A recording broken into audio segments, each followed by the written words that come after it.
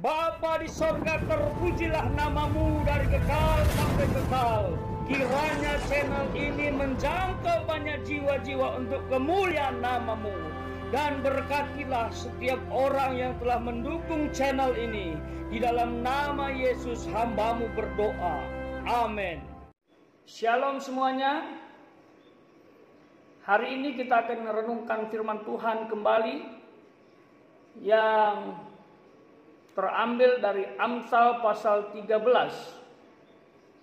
ayat yang ketiga.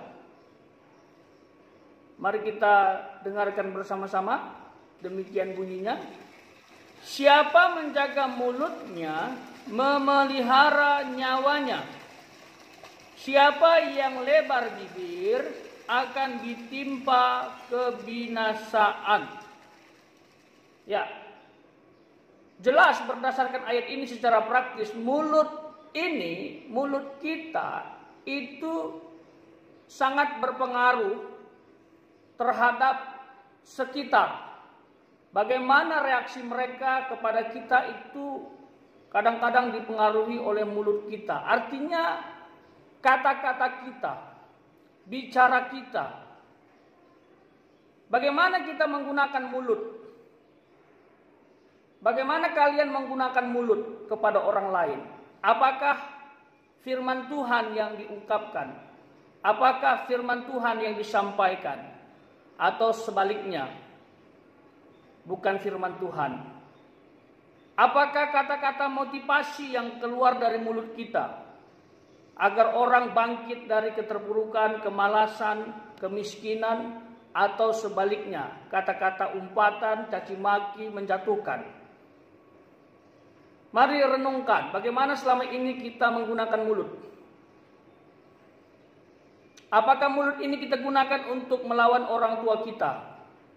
Apakah mulut ini kita gunakan untuk membuli orang? Ini penting karena banyak sekali orang akhir-akhir ini menggunakan mulutnya itu dengan sembarangan, tanpa memikirkan apakah orang tersebut tersakiti apa tidak. Orang lain yang dikata-katainya itu tersakiti atau tidak. Kalau tersakiti kan berarti tidak jadi berkat. Sementara Tuhan ingin mulut kita ini menjadi berkat. Mendorong orang untuk dekat kepada Tuhan. Itu dia. Mendorong orang untuk memiliki perbuatan baik. Mendorong orang untuk maju mencapai cita-citanya. Yang lemah jadi kuat. Yang sakit jadi sembuh. Yang malas jadi rajin. Yang bangkrut jadi sukses kembali karena kata-kata kita. Hati-hati. Peribahasa mengatakan mulutmu adalah harimau-mu. Firman Tuhan hari ini mengatakan kalau kamu menjaga mulut itu sama dengan kamu memelihara nyawamu. Banyak sekali orang kehilangan nyawa, kehilangan karir, kehilangan masa depan gara-gara mulutnya tak bisa dikontrol. Ada orang ngomong dulu baru mikir, itu masalah besar. Harusnya mikir dulu baru ngomong. Kebanyakan orang kan nyesal. Ngomong dulu baru mikir. Setelah dia mikir, oh ternyata kata-kataku tadi nggak baik. Kata-kataku itu negatif. Mulai sekarang, mari sama-sama. Perkataan kita harus mengandung firman, mengandung kebaikan, etika, memotivasi, membangun. Itu adalah ciri anak Tuhan. Karena orang yang terlalu banyak kata-kata negatifnya, kata-kata kotornya, kata-kata menjatuhkannya, itu akan membuat dia terpuruk. Firman Tuhan bilang kebinasaan. Ditimpa kebinasaan, artinya ada bahaya yang akan menimpa dia. Coba lihat di medsos itu. Ada yang mengata-ngatai aparat, ditangkap kan, merasa hebat, bonyok. Setelah ditangkap bonyok, minta maaf. Sampaikan ke publik, mohon maaf ya. Ada lagi yang ditangkap katanya gara-gara menista agama. Menjelek-jelekkan agama Kristen. Begitu ditangkap polisi minta maaf. Indonesia, saya minta maaf ya. Orang Kristen, saya minta maaf ya. Ya, kita maafkan. Tetapi kenapa harus menyakiti dulu baru dimaafkan? Kan seharusnya tidak usah diungkapkan kata-kata yang menyakitkan kepada orang Kristen.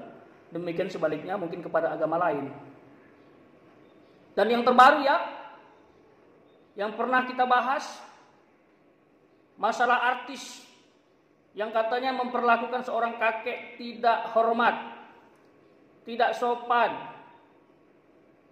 Lalu dicibir semua netizen 62. Netizen Indonesia itu luar biasa.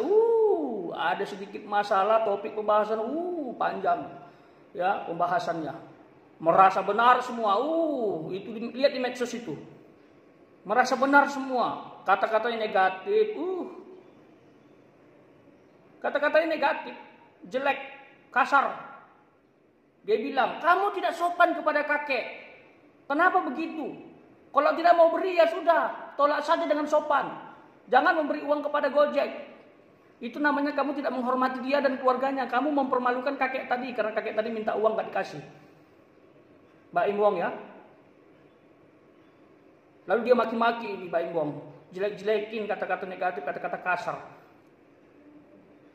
Coba kita renungkan. Apakah yang ngata-ngatain Mbak Im Wong tadi nggak sama dengan yang lain? Apakah dia benar? Loh, kalau negur orang jangan pakai kata-kata kasar. Kalau negur orang harus pakai kata-kata yang baik. Betul? Kalau kita pakai kata-kata kasar berarti kita juga kasar. Kalau kita pakai kata-kata jelek berarti kita juga jelek. Ya, nggak perlu diperagakannya kata-katanya di sini. Pokoknya kasar banget lah. Ya banyak itu, lihat aja di medsos. Baik itu artis maupun orang biasa, semua mengata-ngatai negatif, ya. Mbak Im Wong ini, padahal dia sudah banyak melakukan kebaikan. Ini hanya contoh, ya. Jangan gara-gara satu kesalahan yang menurutmu itu fatal, padahal enggak sepenuhnya fatal karena dia punya privasi, punya hak. Tapi mungkin dengan cara dia itu agak kurang santun, ya oke lah. Tapi jangan sampai menghakimi, mencaci maki. Wah, itu menunjukkan kamu juga parah karakternya. Tegur orang dengan cara caci maki. Jadi jaga mulut kita. Jaga mulut.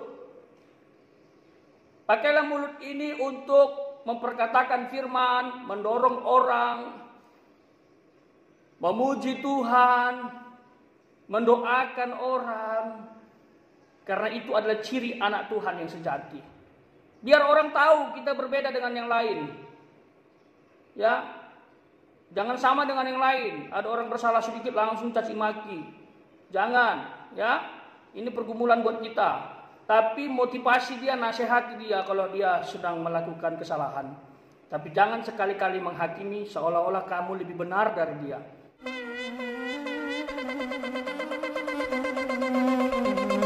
Joy to the world, the Lord is come. Let earth